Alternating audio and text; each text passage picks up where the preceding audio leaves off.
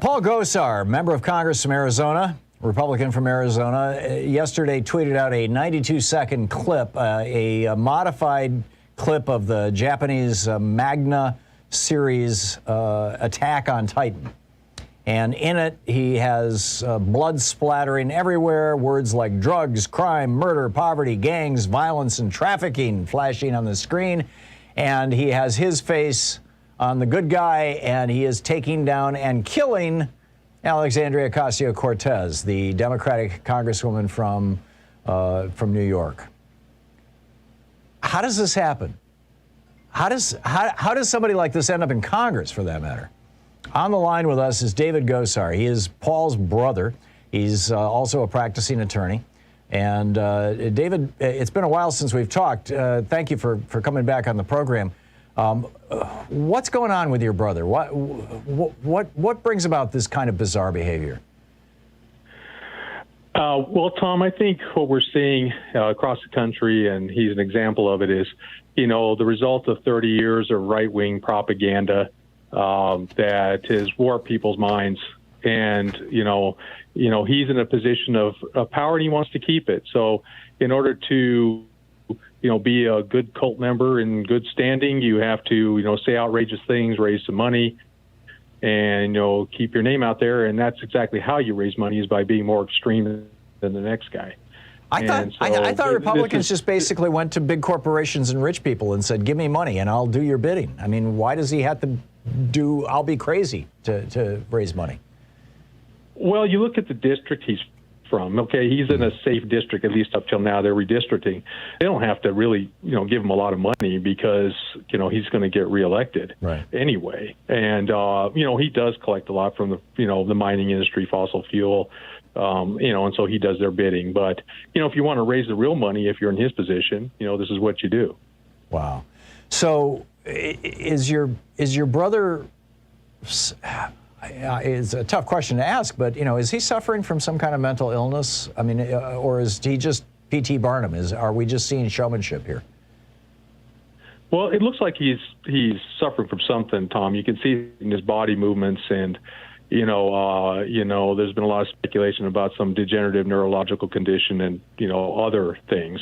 So it looks like that is at play. But I think what we're seeing right now is just an emboldening of these people because there's no repercussions for what they're doing.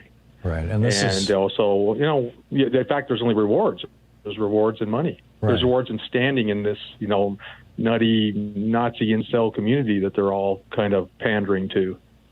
It really is troubling. David, do you have any, we're talking with Paul Gosar's brother. David, do you have any contact with the people, well, do you have any contact with your brother I shouldn't, I'm really trying not to make this too personal, and yet, here you are.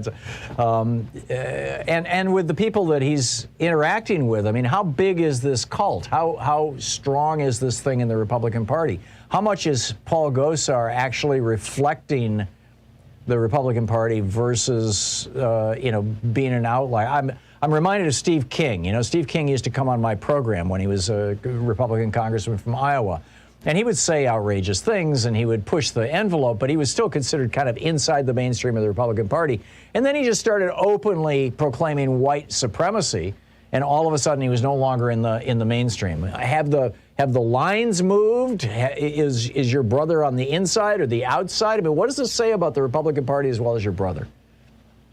Oh, absolutely, Tom. This is the mainstream. And I think, the Democratic leadership in Congress is, pretending like it's just all going to go away, and they're hoping it's going to go away without them having to take real action. But it's not. Yeah. This is, if you live amongst these people, which I do in Wyoming, this is who they are. I mean, he is somebody they embrace. What he said, this is not too outrageous for them. They probably agree with it.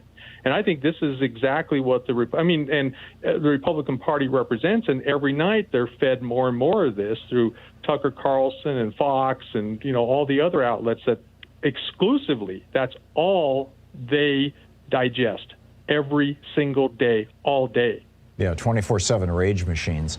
So what would your advice be to Democrats, or for that matter, to the Liz Cheney Republicans, who just want to have a reasonable Republican Party and get back to the business of tax cuts for billionaires. What would your advice be to them about how to deal with people like Gosar?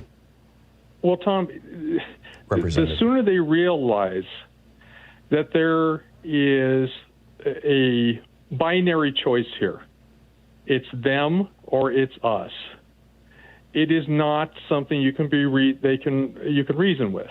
It will not. They don't believe in facts or science or rational discussion or compromise or anything. They believe what they want to believe, and that's it. And as soon as they start taking strong action, then specifically the person on point here who needs to take strong action is Merrick Garland. And he's not doing it. And at this point in time, I'm sort of suspecting that there's a backroom deal with Merrick. As he sailed through his confirmation process, which was odd to me given the position he was going to be in, given the backdrop and the importance of his position, he sailed through it. And we're seeing that this guy, is not taking action. As an attorney who practiced in criminal defense law for 25 years, federal and state level, I can assure you that his excuses here are total bunk. He's got to do his own review and look at the law and investigate. Some of these things are open and shut, and he knows it. And I've seen the federal government move at lightning speed against poor people and the clients I represent, and this is ridiculous. My thought is, and I'm beginning to suspect this, that Merrick Garland doesn't want to offend the Republicans too much, because if Breyer's position comes open or somebody else leaves the court, there he is.